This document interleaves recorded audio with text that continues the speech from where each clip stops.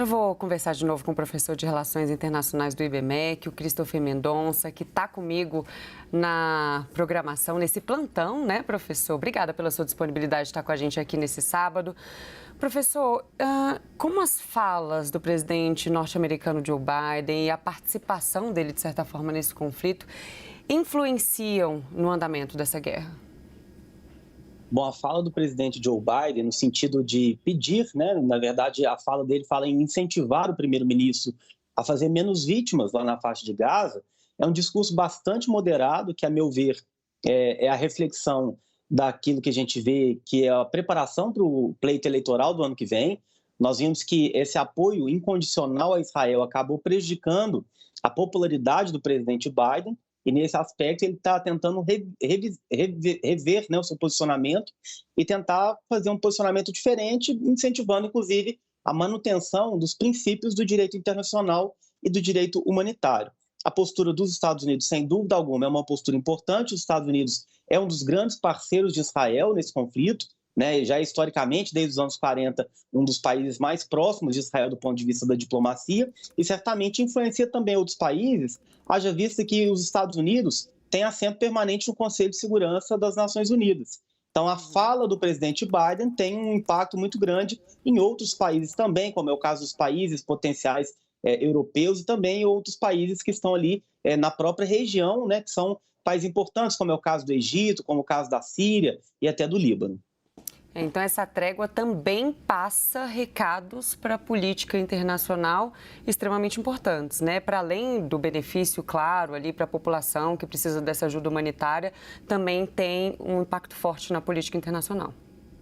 Com certeza. O status dos Estados Unidos, como sendo uma grande potência, como sendo uma hegemonia, né, para alguns no cenário internacional, faz com que os países, em muitos momentos, mimetizem a forma como os Estados Unidos se apresenta no cenário internacional. O Catar, por exemplo, nós falávamos há pouco, que é um país central nas negociações para a liberação de reféns, ele tem seguido muito daquilo que o presidente Joe Biden tem observado como sendo uma sinalização. O Catar é um país que tem uma relação importante com os Estados Unidos, outros países também, como os Emirados Árabes Unidos, a própria Arábia Saudita, tem uma aproximação importante com os Estados Unidos. Nesse aspecto, a fala do presidente americano pode incentivar também o posicionamento e a atuação dos países ali na própria região. Não é apenas um discurso que vai salvar, evidentemente, pessoas que estão numa situação bastante debilitada, mas é um discurso que também vai influenciar e que vai impactar na política internacional de forma mais generalizada. Professor, e milhares de manifestantes têm se mobilizado ali em Londres pedindo o fim desse conflito. Também acompanhamos manifestações em Israel, aí nesse caso pedindo a libertação dos reféns. Na sua avaliação, quando que a gente deve ver um desfecho desse conflito, se é que é possível a gente falar sobre isso nesse momento? Bom, a despeito da ampliação desses movimentos sociais, o que é muito importante no momento de guerra, porque esses grupos sociais podem pressionar os governantes num sentido ou em outro, o que se observa é que o conflito não tem ainda uma previsão de terminar. Muito pelo contrário. Antes de haver esse cessar-fogo temporário, nós estávamos no ponto mais alto do conflito. As autoridades israelenses já demonstram que, ao fim desse cessar-fogo, volta tudo à mesma condição que estava antes. O objetivo de Netanyahu é, de fato, acabar totalmente com o Hamas. E, de outro lado, nós sabemos que o Hamas também tem um posicionamento de acabar com o Estado de Israel, de criticar a postura de Israel.